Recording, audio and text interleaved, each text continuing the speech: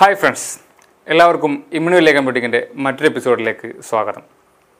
നമ്മളൊരു ക്വിക്ക് ടിപ്പുമായിട്ടാണ് വന്നിരിക്കുന്നത്. നമുക്കെല്ലാവർക്കും ട്രോളുകൾ ഇഷ്ടമുള്ള ആളുകളാണ്. ഒരുപാട് ട്രോളുകൾ സ്ഥിരം വായിക്കാറും പലരും ഉണ്ടാക്കുന്ന ആളുകളാണ്.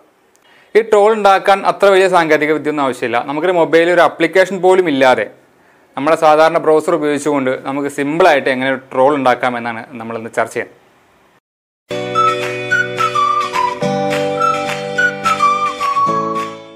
അപ്പോൾ നമ്മൾ ട്രോൾ ഉണ്ടാക്കാൻ പോവുകയാണ്. നമ്മൾ മൊബൈലിൽ വേറെ ഒരു ആപ്ലിക്കേഷൻസ് ആവശ്യമില്ല. വെറും ബ്രൗസർ ഉപയോഗിച്ചുകൊണ്ട് ഒരു വെബ്സൈറ്റ് ഉപയോഗിച്ചാണ് നമ്മൾ ട്രോൾ ഉണ്ടാക്കാൻ വേണ്ടി പോകുന്നത്. നമ്മൾ ആദ്യം നമ്മുടെ ബ്രൗസർ സ്റ്റാർട്ട് ചെയ്യുക. അതിന് pucham.com എന്ന് ടൈപ്പ് ചെയ്യുക. PUCHAM pucham.com. അപ്പോൾ നമുക്ക് ഇങ്ങനൊരു വിൻഡോ ആണ് വരിക. ഇതിനകത്ത് we have to start with a photo എന്നൊരു ബട്ടൺ മാത്രമേ ഉള്ളൂ. ചൂസ് എ ഫോട്ടോ എന്നുള്ള ബട്ടൺ. ഞാൻ ചൂസ് എ ഫോട്ടോ എന്നുള്ള ബട്ടൺ അമർത്തി നമുക്ക് നിലവിലുള്ള ആപ്ലിക്കേഷൻസ് ഇവിടെ കാണിച്ചു തരും. നമ്മൾ ഡോക്യുമെൻറ്റ്സ് സെലക്ട് ചെയ്യുക. നമ്മൾ മീം നേരത്തെ ഡൗൺലോഡ് ചെയ്ത് വെച്ചിട്ട് സെലക്ട് ചെയ്ത് കൊടുക്കുക. പ്രോസസ്സിങ് ഇമേജ് എന്ന് പറഞ്ഞാൽ കാണാം. ഓക്കെ, അപ്പോൾ ഇമേജ് ഇതിലേക്ക് ലോഡായി കഴിഞ്ഞു. ഇനി ഇവിടെ ടെക്സ്റ്റ് ആഡ് ചെയ്യാനുള്ള സ്ഥലമാണ്. ആഡ് ടെക്സ്റ്റ് എന്നുള്ള ഓപ്ഷൻ ഉണ്ട്. ഓക്കെ, അപ്പം ഇവിടെ റോസ് ബട്ടൺ കാണാം. അതിൽ ക്ലിക്ക് ചെയ്ത് ഡ്രാഗ് ചെയ്ത് കഴിഞ്ഞാൽ നമുക്ക് ഇതിന് കിട്ടും. നമ്മളെവിടെ വേണ്ടിച്ച കൊണ്ടുവന്ന് നോക്കുക, അതിനെ വലിച്ചിടാം.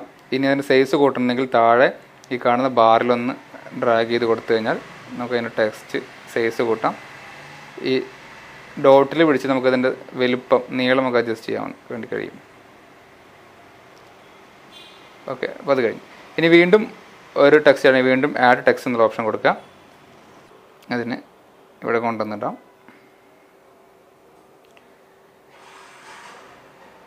ഇങ്ങനെ ചെറുതാക്കുന്നതനുസരിച്ച് അടുത്തടുത്ത ലൈനിലേക്ക് വരും. ഇനി ഇവിടെ തൊട്ടപ്പുറത്ത് തന്നെ ഒരു പെയിൻറ്റ് ബക്കറ്റ് കാണാം. അതിൽ ക്ലിക്ക് ചെയ്ത് നമുക്കതിൻ്റെ കളർ മാറ്റാം. വൈറ്റ് ആക്കാം. ഇതിൽ കാണുന്ന ഏത് കളർ വേണമെങ്കിലും നമുക്കാക്കി കൊടുക്കാം. ഇനി അതിനൊപ്പം തന്നെ നമുക്കതിൻ്റെ ടെക്സ്റ്റ് ഫോണ്ട് മാറ്റാം. ഈ എന്നൊരു ക്ലിക്ക് ചെയ്താൽ നമുക്ക് ഓൾറെഡി നിലവിലുള്ള ഫോണ്ട് മാറ്റി ഇതിലുള്ള ഒരു 6 ഫോണ്ട് നമുക്ക് അവൈലബിൾ ആണ്. ഈ 6 ഫോണ്ടിൽ ഏത് ഫോണ്ട് വേണമെങ്കിലും നമുക്ക് ആക്കി മാറ്റാം. ഓക്കെ, അപ്പോൾ നമ്മൾ സിമ്പിളായിട്ട് ട്രോൾ ഉണ്ടാക്കി കഴിഞ്ഞു.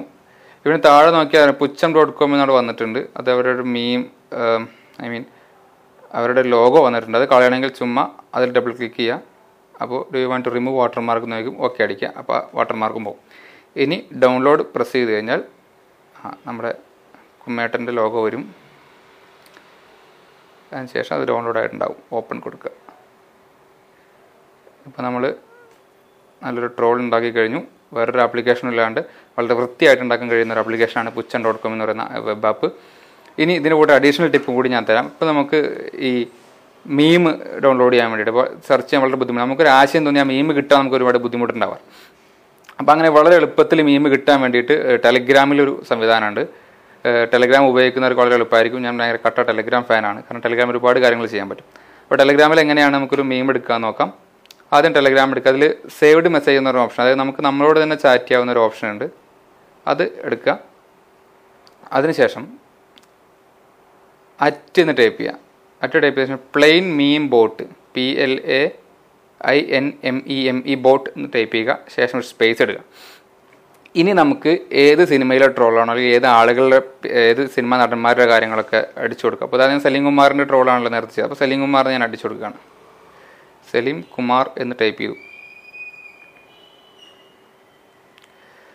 കുറച്ചു നേരം വെയിറ്റ് ചെയ്ത് കഴിഞ്ഞാൽ സലീം കുമാറുമായി ബന്ധപ്പെട്ട ട്രോൾ മീംസ് ഇങ്ങനെ വരും. അപ്പോൾ ഇങ്ങനെ മുകളിലേക്ക് സ്ക്രോൾ ചെയ്ത് കഴിഞ്ഞാൽ സലീം കുമാറിൻ്റെ ട്രോളുകൾ കാണാം.